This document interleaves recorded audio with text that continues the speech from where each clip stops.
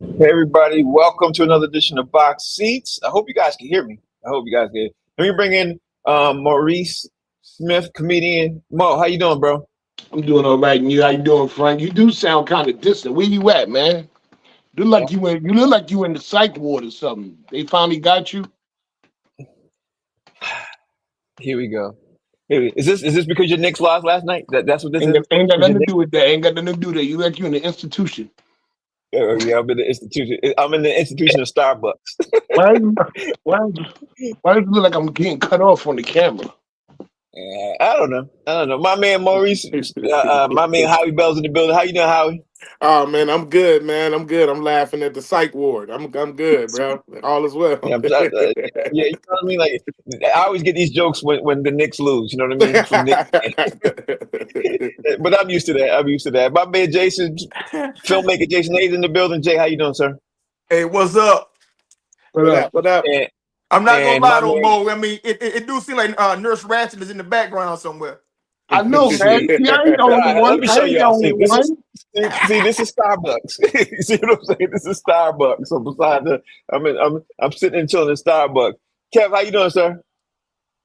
What's happening, my friends? I can hear you. What up, though? Okay. But What up? So I'm gonna throw it, I'm gonna throw the ball in the court because we got a great show today, man. I'm looking for a lot of things that we can talk about today. So I'm gonna throw the ball in the court. Y'all want me to go first?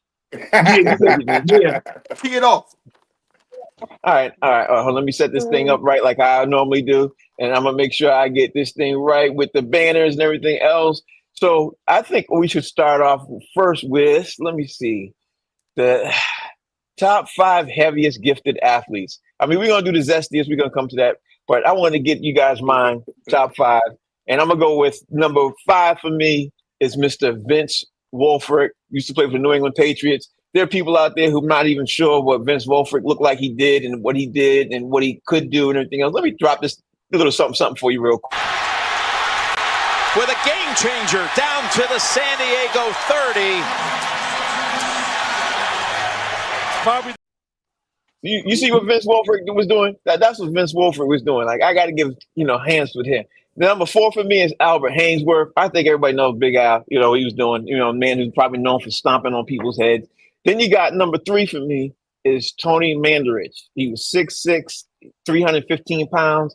North NFL offensive tackle. Played for the Packers and the Colts. Number two for me, Oliver Miller, Big O. I like the way he was a center. I thought he was going to do work in the NBA. Really didn't do too much work. And number one for me is William Refrigerator Perry. And for those of you sitting at home that don't know about, the refrigerator. Look at him. That was Cumby drilled again for the Bears. You see that's the refrigerator, what he was doing and what he did. So Howie, you got yours up next, man. Talk to me. Well, I'm gonna start off with what you just ended with, man. William Refrigerator Perry. That was on my list. He was right there, man. 382 pounds at one time, man. Played 10 seasons in the NFL. Just want to add a couple stats to it. And he was actually up at 390 in college at Clemson. He was a bad boy, man. And you know the crazy part about him? When he got selected in 85 as a rookie to go to the Bears, they won the same year the Super Bowl. And that clip you Mm-hmm. just showed, I think that was the clip from the Super Bowl.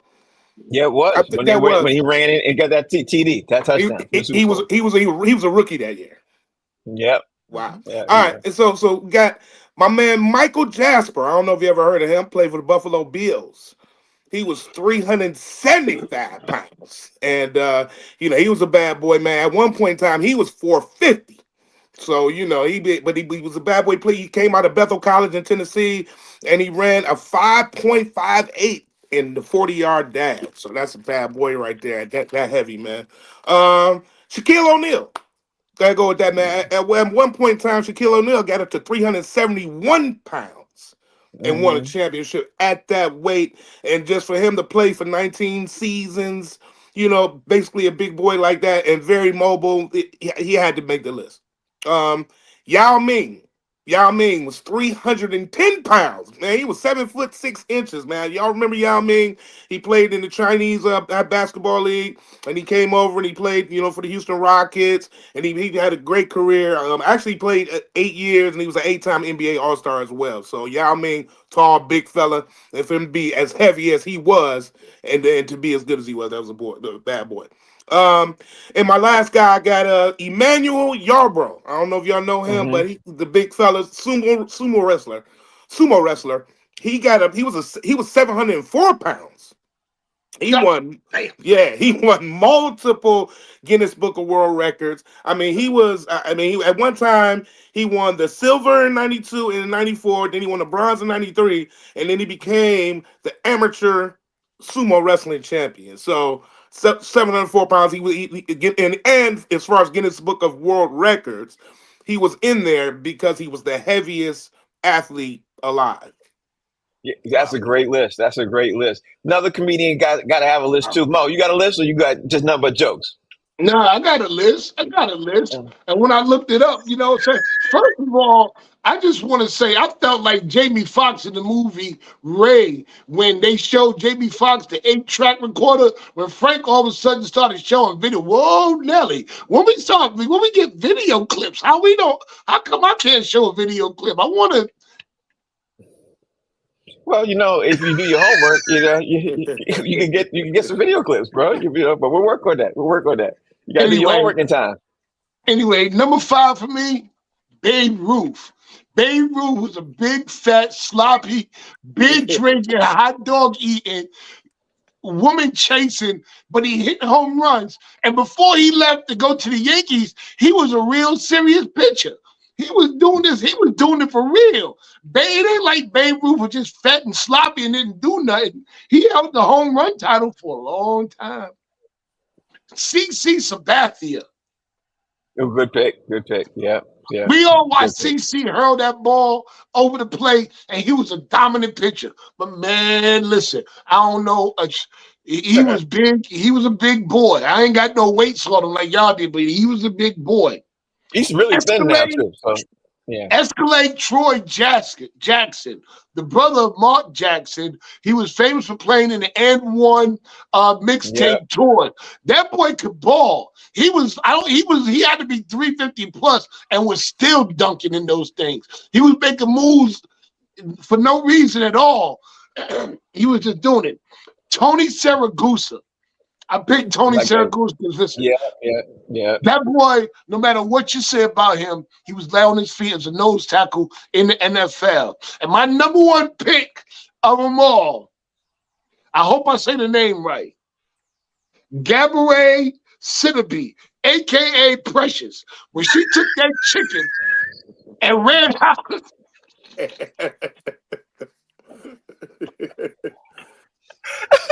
Wow. When she ran down 125th Street with that bucket of chicken, and when she was getting in and out of the crowd, she gets the number 1 pick for me. Wow. Jay, can you top that list? You top that list, Jay? I cannot top that list. So that's terrible, Mo. That's terrible. But it was fun. So for me, when I read it, I'm thinking dancing bear. Who's a dancing bear? Like who's just big as hell and just agile. You know what I'm saying? Like they should not be able to move like that. So I'm gonna knock out the overlap right away. The overlap for me is Shaq. A dude as big as Shaq should not have been able to move the way Shaq could move. I mean, like people forget, man, Shaq used to be out there like handling the ball from top of the key, pushing the ball full court. Like he was 7'1", 300. He moved like a dude who was like 6'9", 240. You know what I'm saying? So that's not talked about enough. Another dude that's overlap is Vince Wilfork. How can you not have that dude? I mean, so Frank showed the football, show the basketball tape when he's out there playing pickup and out there, dropping J's and drop stepping and dunking on dudes at 400 pounds. You know what I'm saying? With all that gut. I mean, Vince could move, man. I mean, like crazy, stupid move. Now I'm gonna stay in Boston. Glenn Big Baby Davis. Big Baby had incredible feet for a dude to be as big as he is. You know what I'm saying? Like a dude like that just drop step and soft hands. I mean, you don't see that every day. Number two, hey, Howie, I'm disappointed in you, bro, because you always in Michigan, but you omitted this one. Jerome the Bus Bettis. That's right. That's right. Yeah. Yeah. Dude, I saw an old photo of Bus recently, man. He hanging all over the top of his football pants everywhere. He was on the field. He was in shape. That wasn't even off-season body, bro. You know what I'm saying?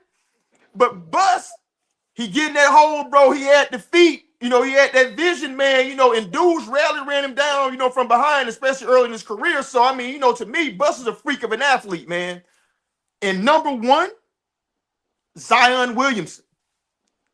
A dude that heavy should not be able to get that high off the floor and just smell the rim and be that agile in the paint and quick, you know, explosive off his feet, quick jumping and stuff. Craziness.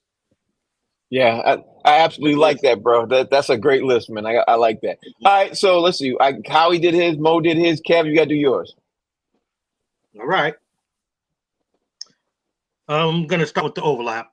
I'm going to go with Refrigerator Perry. I had him. To see him, how he was doing things back then, and he was a rookie. He was amazing. Another overlap would be CC Sabathia. I had him too. He was up over at some points over 300 pounds and pitching and killing it.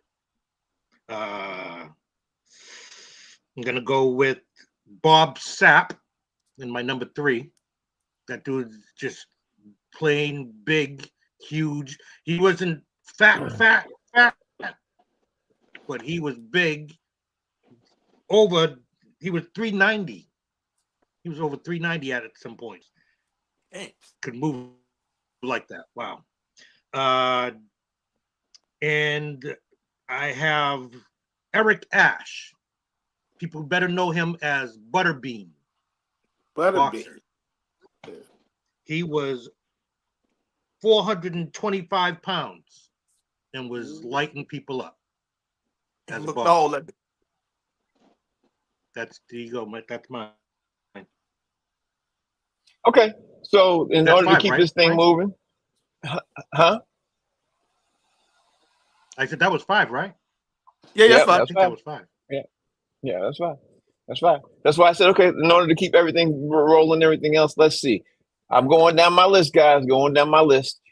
We did the top 5 heaviest athlete. You guys want to do? I want to do the top 5 favorite broadcasters who are retired and why. And then I'm gonna skip back up to the craziest hairstyles and everything else we picked up. So let me put this right here to the top 5. Where are we at?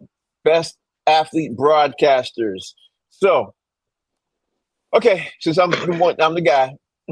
Top 5 favorite back. I'm gonna start with 5 and work my way down. 5 for me is John Madden. I don't think we got to say, you know, I don't even have to talk too much about why John Madden is a legend and what he's done and everything else, and his legend continues to grow. I love him. Number 4 for me is Candace Parker, because her color commentary, you know, what she does in studio with TNT is, I love her. Everything. Number 3, Troy Aikman has got to be up there with me. Love Troy Aikman. Absolutely loved everything he did. And he continued to do for the NFL as he gives he's probably one of the only guys who gives his honest take and is completely blue. Like you can't tell which side he's leaning on anyway, one or the other. Because some of these guys, you can almost tell which way they're leaning. So that's why I like Troy Aikman. But number 2 for me is Mark Jackson. Love Mark Jackson, 100%. Mark is the man. But number 1 for me, might be a shock to you all, but I love Doris Burke. I mean, I absolutely love watching a basketball game with Doris Burke. Doris Burke, even though sometimes she gets me upset because it sounds like she hates the Celtics, I think when she does basketball commentary, I think she is one of the best, if not the best in the business. And being a woman, you know, that stands by. And when she's commenting a game, and I know a lot of people hate her, I love Doris Burke. I love her honest commentary. That's just who I love, and I don't mind sitting there listening to her preach about what she's talking about. Howie, give me your best athlete sports broadcasters, your top 5. You know what? I'm gonna start off with Sugar Ray Leonard. I used to love the way he used to commentate, man, boxing games, man. I really liked his voice, man. Real talk. He'd be number 5, and I'm gonna stick with boxing and go with George Foreman with the country Yeah. voice. And he was really good a boxing announcer, man. Those two guys made 4 and 5. Then I'm gonna go with Tony Romo. I like Tony Romo. I really like the way he commentates.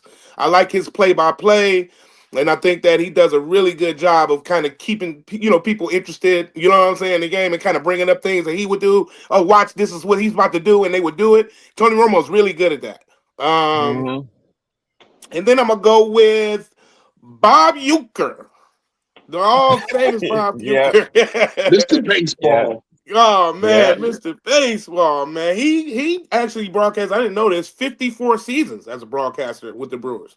He was born and raised in Milwaukee, and he was just like a hometown favorite, man. And he was amazing. He actually did some really big games too. He did World Series broadcasting, worked with Bob Costas, all that. He was legit, man. And of course, a funny, great actor. And then my last one, my top will be, I got to go with somebody, of course, a Detroit Lion. Y'all didn't know this either. Pat Summerall, baby. Pat Summerall was alongside John Madden for many, many, many, many years, and he was a kicker for the Detroit Lions. And but he was amazing. I didn't know that he did golf games too. So he did a lot of golf. I remember seeing golf. Yep. A lot of golf. Did the Masters and all that stuff, and he actually broadcast 16 Super Bowls. I thought that was a pretty good stat. You gotta watch golf to know that, Howie. Huh? You gotta watch golf to know that. Yeah, you gotta watch golf. That's true.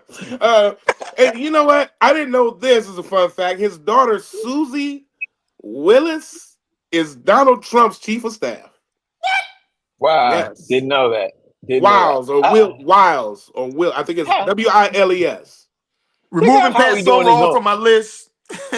That's it. Talk about how he's doing his homework.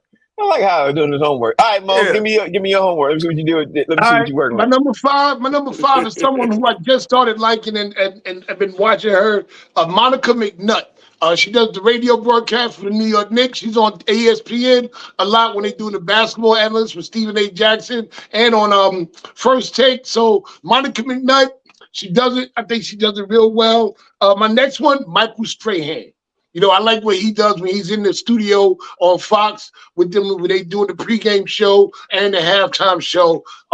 You cannot not like Michael Strahan. Like Michael, come on, man, he's taking it to another level.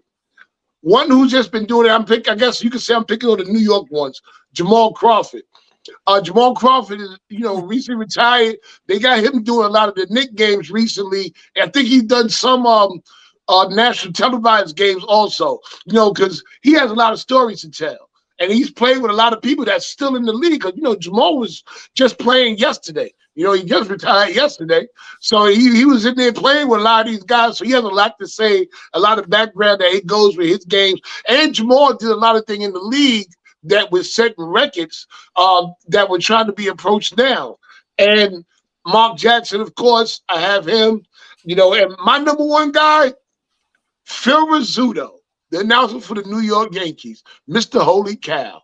He was there for every single championship, and that was our guy. He was homegrown. He was a shortstop with the Yankees. He was an all-star with the Yankees, and he was a great broadcaster with the Yankees. Holy cow! Jamal Crawford was the dude I was trying to remember his name yesterday when we did the show yesterday because I love him. Love him too. Love his take. All right, Jay, give me yours. Well, first, he's my favorite, even though he's not doing it in his overlap. It's Mark Jackson.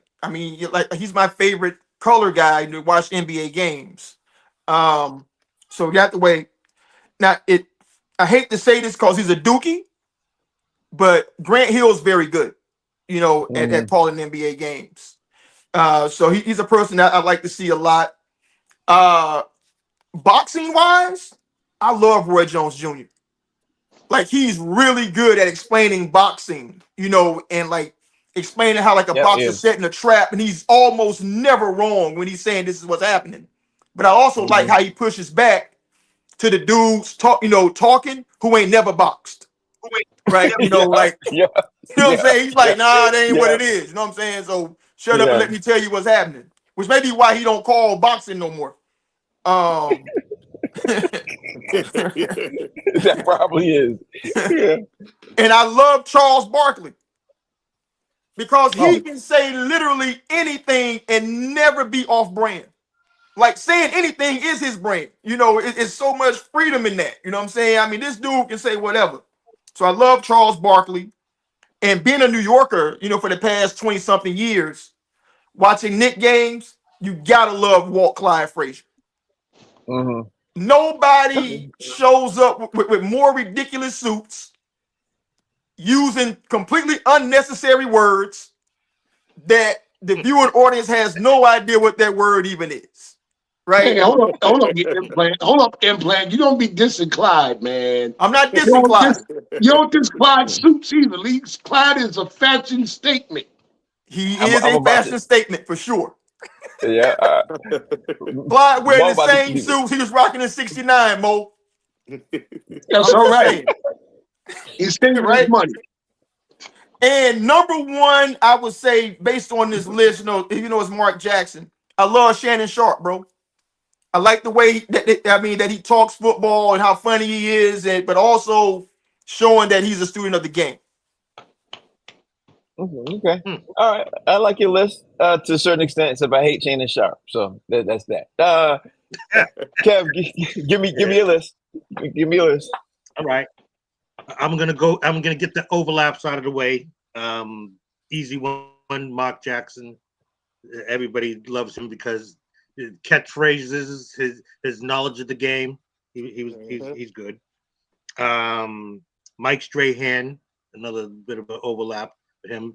He's almost like the gold standard of what announcers from being players should be. I do like Charles Barkley's candor, but he can't make my list. Because sometimes he just says some off the wall stuff. So instead of Charles, I'm gonna go with Tony Romo.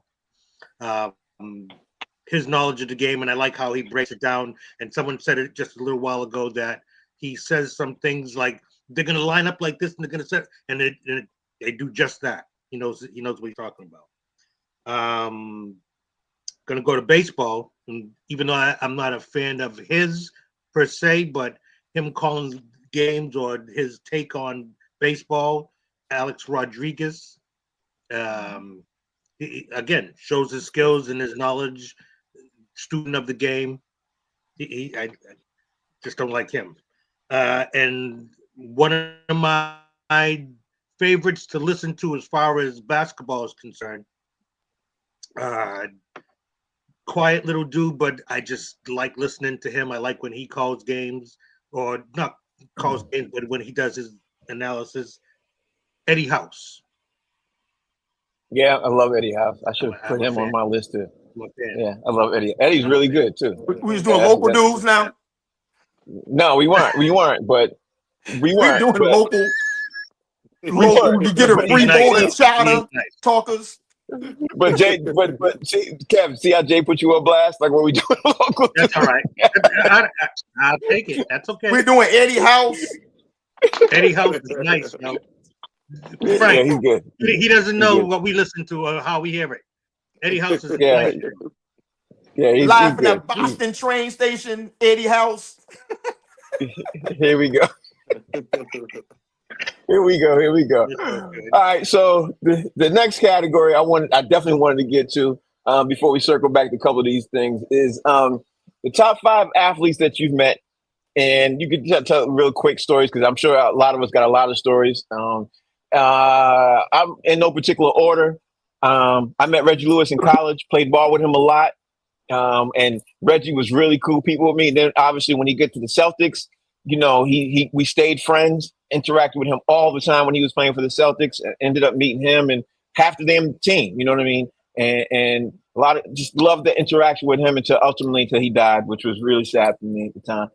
John Starks was another one I met. I met him playing golf, through Chris Spencer, and had a great day with him. Here's the crazy part. I had no idea he was John Starks because he didn't even look the same. He had gained so much weight. So that was pretty hilarious for me. I met Larry Fitzgerald. The other one I met was Larry Fitzgerald. I met him at another function with Tony Roberts. And I said, Larry, you know something, Brad? He said, what? I said, you're not as bad as everybody used to say you are. He said, what you mean by that? So I was like, Larry, I was just kidding. And Tony Roberts got really offended I even said that. I was like, damn, that was a horrible joke. But, I just said it. I was cracking on him. You know what I mean? Met Tom Brady. I met Tom Brady like 4 or 5 times. Really cool dude. Met him at certain functions in Boston. But my number one story I tell all the time is I met Michael Jordan as a sophomore coming out when he had just finished injuring himself. Michael Jordan ended up giving me some tickets to a game that he ended up scoring 63 points at. And he was really, really, friendly with us. Me and my boy Watts, we met him at the time. During that time, it was the playoffs, as we all know. He scored 63 points. I told him about some commentator. I forgot the guy's name. The older guy with the gray hair. Larry Bird and these guys should end up killing Michael Jordan's team and the Bulls and everything. And I told him that. And I kid you not, Jordan went and scored 63 points that game. And he was like, I was like, bro, the fans and the commentators are counting you out, bro. He said, really? I said, yeah. So everybody's counting you out. He got pissed off, walked in his hotel room, slammed the door, literally came out 4 hours later. And when I tell you that boy scored 63 points, like he did some work. So that's my top 5. And believe me, I could really expand more on that. But I want to make sure all you all get your stories in because, this is going to be the time consuming one. So give me yours. I'm sorry. Top 5 athletes that you've met, Howie. Give me yours. Go. Man, well, no particular order as well, because you know how it goes, but I ain't gonna make it too long. I met Robert Horry. Coming out of a comedy show in Hollywood, and he was with another player. I wish I knew his name because they was funny and they was cool, and they let me take pictures and all that. It wasn't nobody else really on the street, dude. That's the funny thing too. So it was just I was like, hey, what you doing? What's going on? He's like, and I'm here with my man. I'm trying to get him into the league. So he's like in the D League or something. So that was one. Shaquille O'Neal. I met Shaquille O'Neal a few times. This is my frat brother too, Root to the Q's. But the one particular best time I had with him was in Toronto at the All-Star Weekend in Toronto. And I tell you, man, he saw me because I was doing a comedy show there. And I was selling T-shirts. And me and my wife was helping me sell. And I saw him going up the escalator. And he was trying to get my attention. And then he was like, arr. And I looked back. My wife was like, hey, that's your boy. And he said, hey, what you doing down there? He said, come on, man, I packed them T-shirts up so fast. That was the fastest I ever. I didn't care about none of that merchandise. I didn't care how close.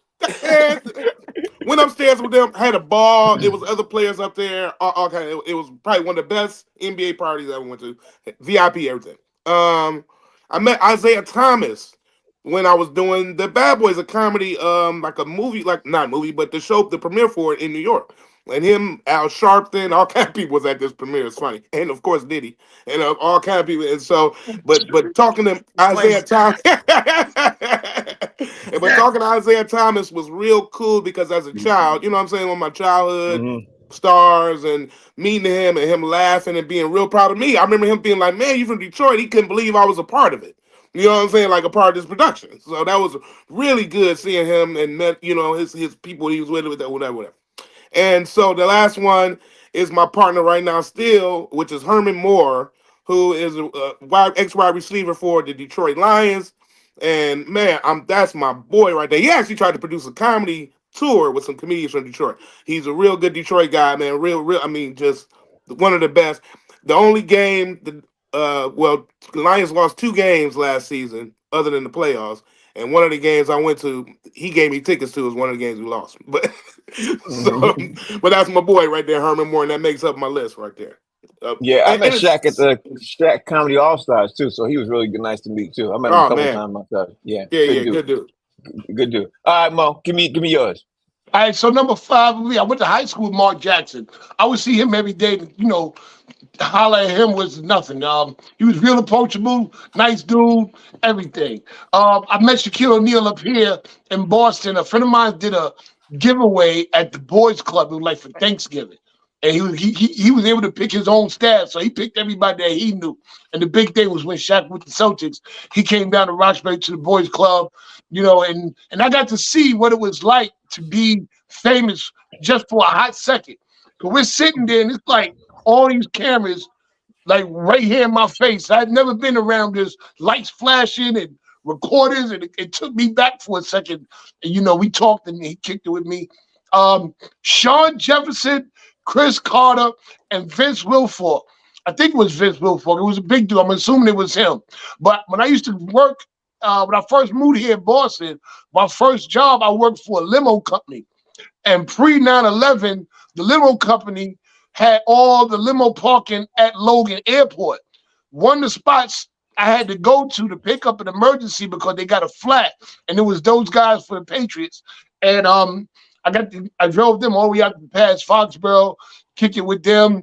They was mad cool. I got a pretty decent tip, and the top athlete that I would never forget meeting, it was Dwayne the Chain Snatcher Smith. He had just snatched these girls' earrings off her neck, and he was running down Rockaway Avenue in Brooklyn, man. I mean, this dude, to just see him run by you and he acknowledged me with a head nod in the middle, it's like real slow. You ever watch how like on Superman and the Flash, they be running and then they slow down and it's just like Dwayne the Chain Snatching, man, listen. He was the elite chain snatching guy back in the 80s. Hilarious. We should prize athleticism. Yeah, we should. Jay, give me yours. I mean, I met so many cats, so I just narrowed it down. It's like the most surprising that I ran into. When I was in college, the first person that I ever seen who was famous was Deion Sanders. I went to college in Atlanta. Back then, he was playing for the Falcons. And I remember like being at this outdoor spot that everybody went to, in Midtown. And I ran into him and I was like, damn, he way bigger than I thought. Because on the field, he looks like this skinny dude. But Deion's not he legit 6 feet, 6'1", and he's broad. You know what I'm saying? So he was the first. And then also back in the day, I used to sling sneakers at Foot Action. So when I was there, I got to meet big old Oscar Robertson. Got his autograph. Dude. There's the reason why they call him Big O. That dude was massive. You know what I'm saying? And his persona was even bigger. Also, while I was working there, I got to meet Felix Trinidad, who was probably one of the nicest people I ever met in my life. Like he's beloved in Puerto Rico, bro. So when he was in the store, these Puerto Rican kids were walking by and they saw him. Dude, they were like in tears, bro. And they started like calling other people that's coming in. And dude, he sat and he signed autographs and he took pictures with every person that came in that wanted one out of him. And then he bought what he bought and then got up out of there. Really nice dude. I used to play ball with Donovan McNabb back when I lived in Philly. Another cool dude, who was like really laid back. And my all-time favorite, because he's my favorite player growing up as a Sixer fan, was Mo Cheeks. And I really got to know Mo from like being, at my gym. He was a member there. And I would tell you this without fear of anybody calling me a liar that knows him. He's the cheatingest son of a bitch you ever played against in basketball. He will cheat, bro. Man, Mo hates losing, bro. That gave me the insight into what professional athletes are in terms of being competitive. I'm trying to tell you. Yeah, I met Mo a couple of times too. He is like that. All right, where am I at? Kev, give me yours. All right. I'm going to start off with two of my hometown fellow schoolmates. They went to the same school as me. I was a year ahead of Pat Ewing, but we used to walk to school together all the time. He was a good friend. Oh, no, motherfucker, Kevin.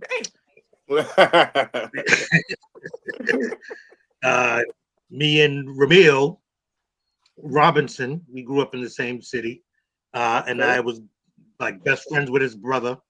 I even kind of got into a little bit of a business deal with Ramil and his company that he was trying to do, minus the scams and all that kind of stuff. Are we sure? I sure hope so. I ain't heard nothing yet. You? All right, there you go. And some people that I just met along the way. One of my favorites that I met from back in the day. He also went to Georgetown. Dude was just so smooth. Reggie Williams. Oh, Reggie was a cool brother.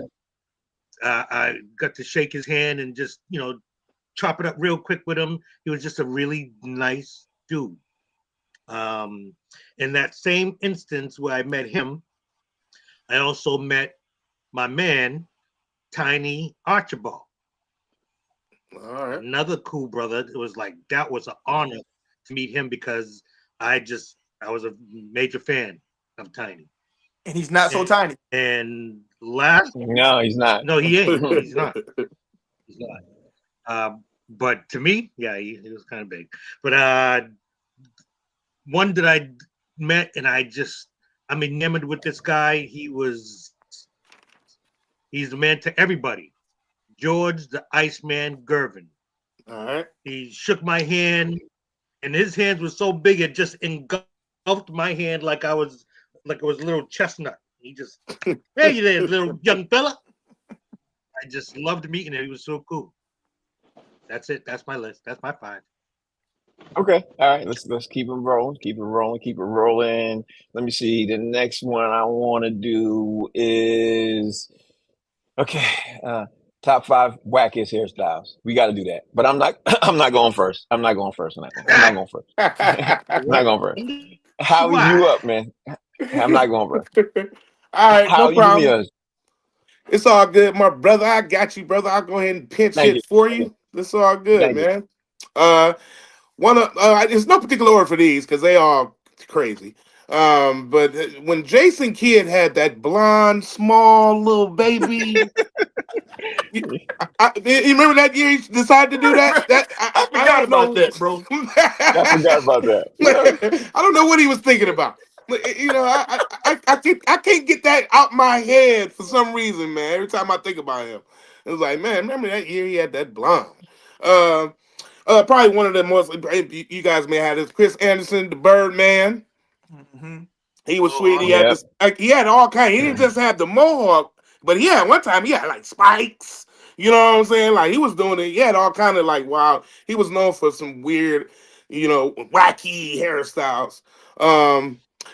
Elfrid Payton. Y'all know the basketball player, played for the Pelicans now, actually. He got the dreads. The one with the big, he got the real big wild dreads that was coming over like this. Yeah. He looked Yeah. like a Oh, I monster. hated that. Yeah, I hated that. me too. He looked like a mop. You know what I mean? Like, Oh my goodness. yeah. He was setting brothers back, yo. Oh my God. And of course, everybody probably gonna hear Dennis Rodman, 5 Years Reasons, had 1,000,001 wacky hairstyles. And I'm gonna say my last one is I always gotta go foreign every now and then. Manuel Armindo Mares King. Where you find these dudes at, I'm gonna man? say it. He's in the grave so deep he can't even say the names. Yeah, I'm gonna say that one more Yeah. time. Manuel Armindo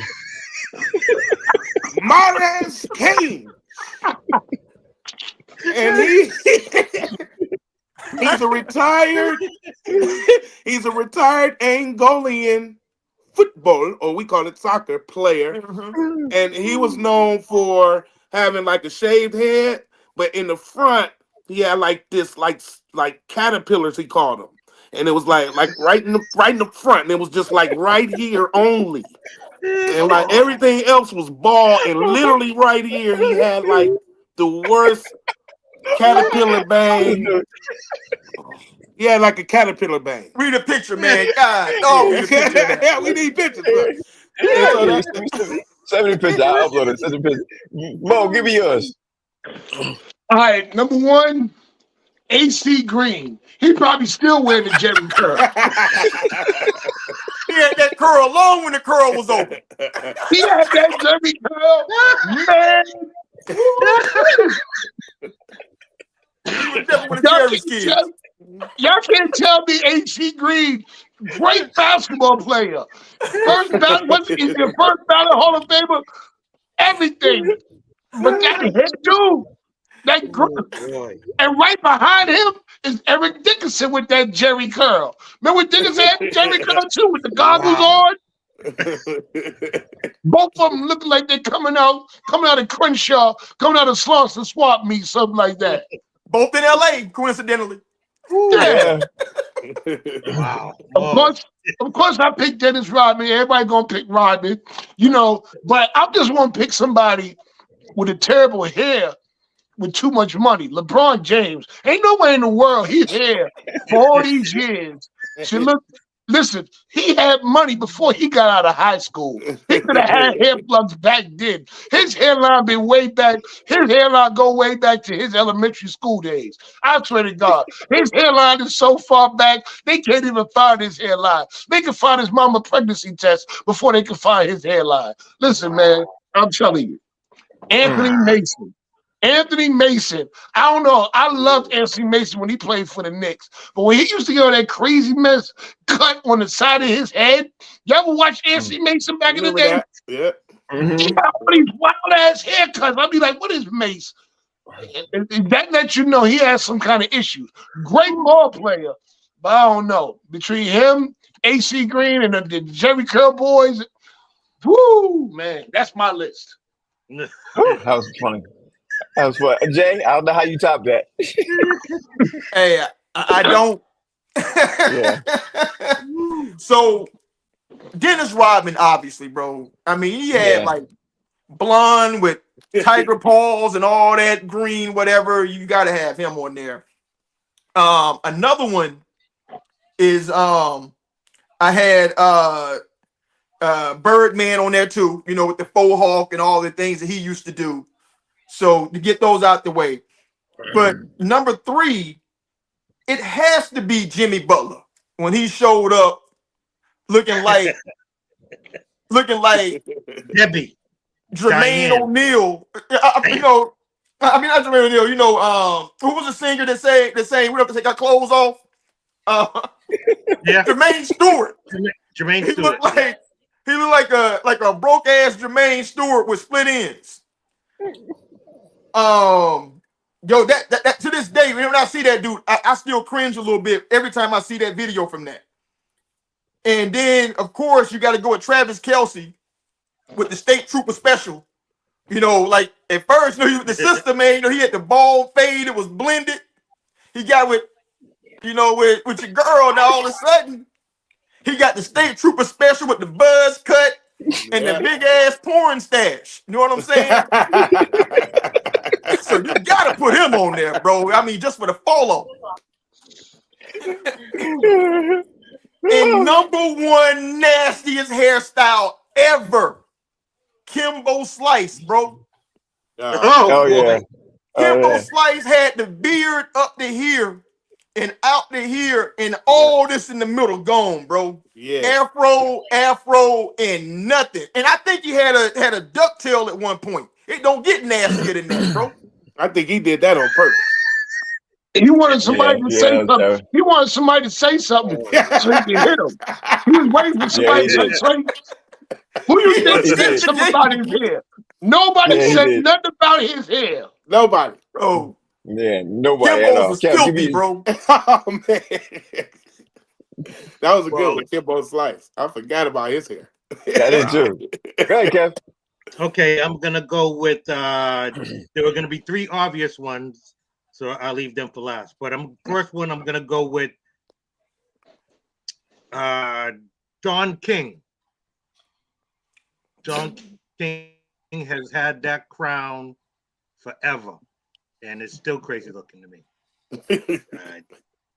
Okay, I'll just leave it. Kevin Durant. I'm sorry, I like him as a player. Top 3. I like him as a dude, but damn, can you oil it? Something. Anything. Along those Blue lines, Magic, man. Afro Sheen, something. Anything. Along those lines, though, I also have to say LeBron, because LeBron, Of course. he has way too much money. I'm just saying, he got way too much money to have to let that stay like it is, and he's cool with it. That's not cool to me. Also along those lines, Scotty Barnes from Toronto Raptors. I don't think he's ever put anything, a comb, a brush,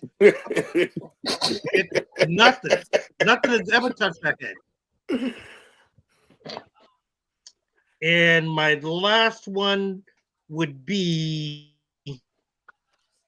this is a white man, Barry Melrose. He had the slick head back thing with the mullet, and he still wears it like that to this day. That's just him. The Larry Bird. Yeah, the Larry Bird. Yeah, he does. Yeah, he does. And being that it's my turn, I'm gonna just say there was so much overlap. Everybody had my choices, so see that's why I go last, because I didn't want to. Everybody picked one of my guys that I had, so that's good. So now let's go to the next one. We got to do the zestiest entrances. You don't want to say him? You don't want to say him? The zestiest entrances? I'm in LA, bro. I'm in LA. You can say him. I'm in LA. Say what? Now, when you say zesty, what did you mean by zesty? Well, you sit right there watching what Howie would tell you what zesty is. You just wait. You just wait. If you don't know, you sit there right there. Wait till we give our 5, then I'll come back to you, and you can get back to your 5. Howie, go ahead, man. Give me yours. Hey, Mo, it'll be clear in 5, 4, 3, 2, 1. Right. Odell Beckham Jr.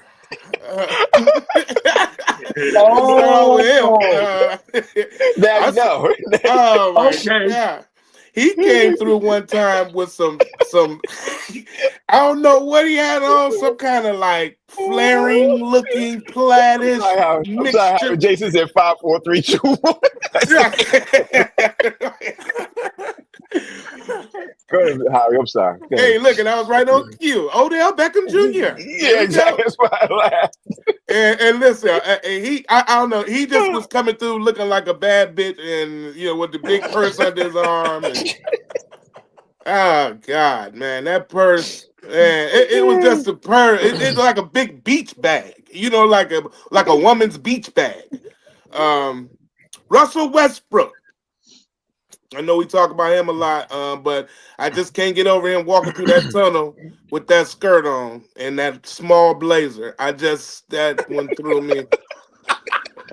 I didn't know what he was trying to prove. I was like, what are you doing?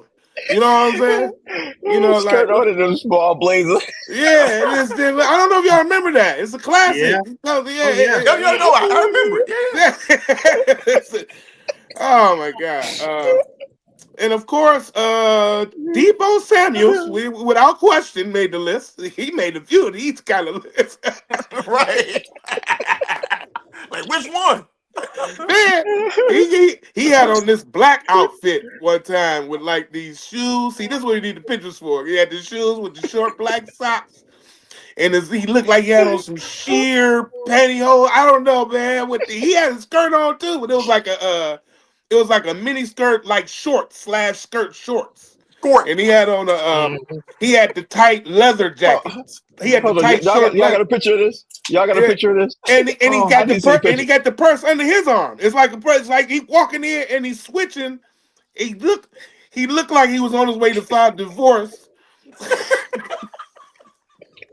He looked like he was on the way to file divorce from a battered relationship. He just looked like anyway.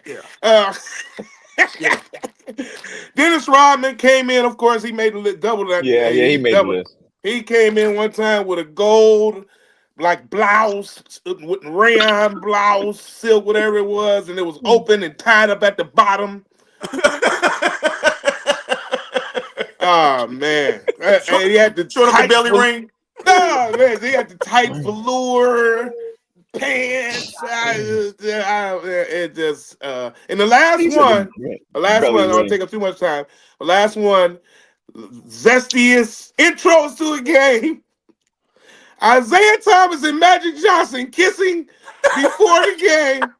1988 NBA Finals. That Yeah, was the most sexiest intro to any type of everything yes, I've ever yes. seen.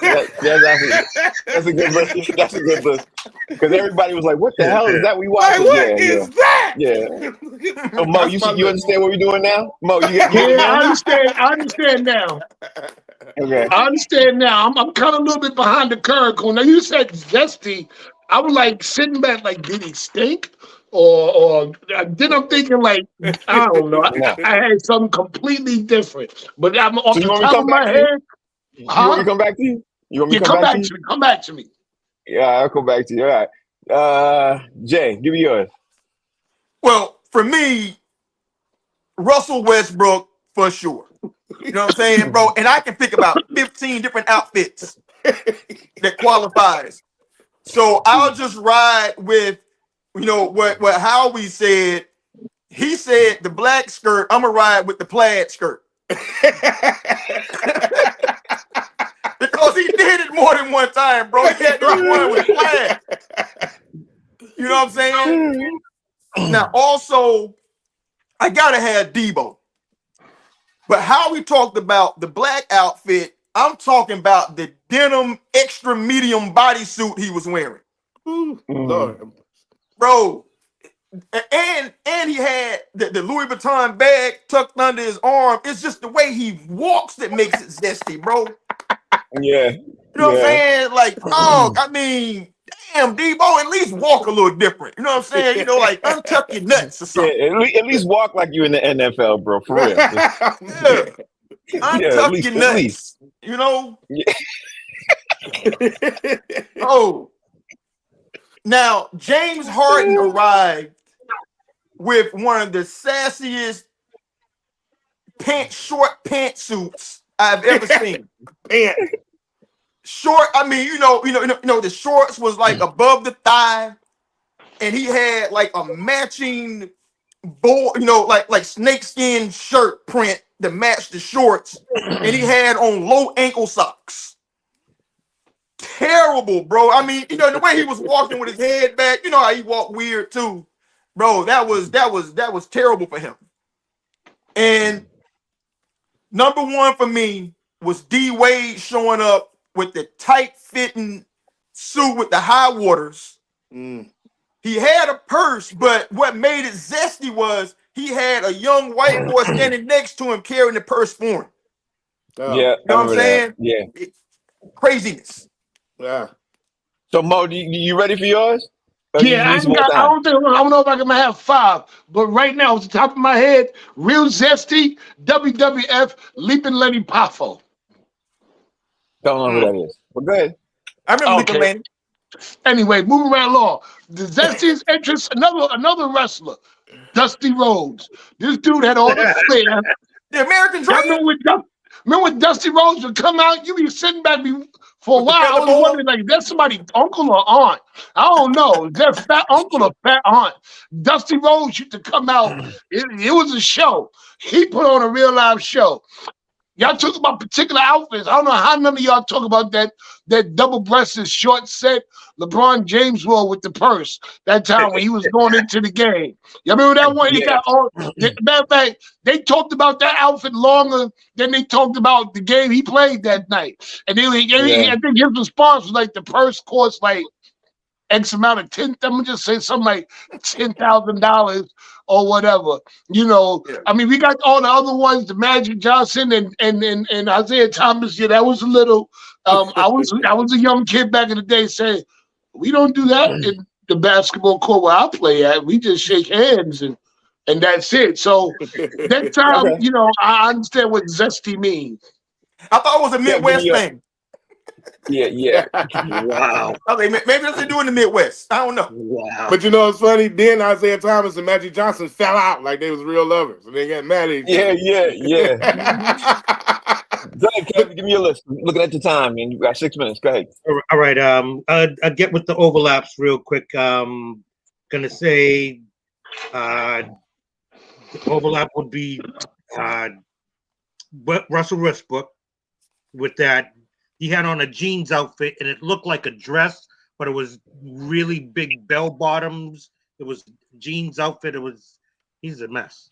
I don't know if this counts as an entrance into the game, but the instance where Jay had said that about Jimmy Butler with the hair that was down, but when he came on the scene like that, he was flipping it like crazy. And he had the eye earring in the eye. Yeah. I don't know what to say about him. Also, Russell Westbrook with the skirt, the pleated skirt. It was pleated, and he was wearing it proudly. Enough said. Also overlap with Debo, the one where he came in and it was the outfit was over the top, but he was twitching. He was twitching when he came in. It was just like, really? And the last one for me would be, I have it written down too, but I don't even want to say it. I really don't want to say it, but LeBron, because y'all gonna think I'm hating, but you know you want to say it. I didn't want to say it, but the person, the short set and all that kind of stuff. It's almost as bad as the time when he picked up his purse and he left. He said, "Y'all do better," and he picked up his purse and he was holding out the game. Like, yeah, I still laugh about that one to this day. Just saying. All right, so we had the sunglasses on first. That's what made it worse. Yeah. And held his out. Yeah. So I want to give a preview to tomorrow's show with top 5. Because I wanted to fit this in today. But let's give me one name. I'm gonna just ask for one person.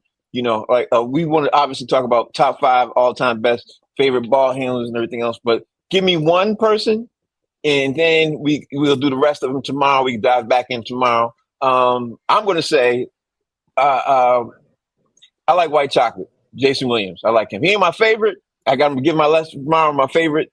But White Chocolate, Jason Williams, I used to love the way he used to dribble and pass. Howie, give me one, and we'll dive into the rest of this tomorrow. Give me one so everybody get their one in. I'm going to give you one. I'm not going to give you my favorite, but Steph Curry.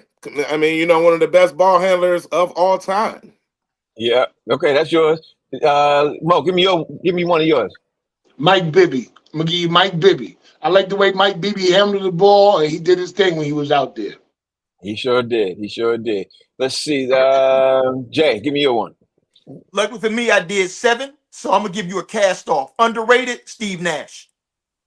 Steve Nash did have some handles. He definitely did. Kev, give me your one.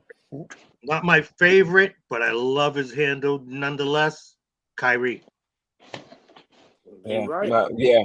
And I didn't say Kyrie either specifically because I wanted to save him for the list tomorrow.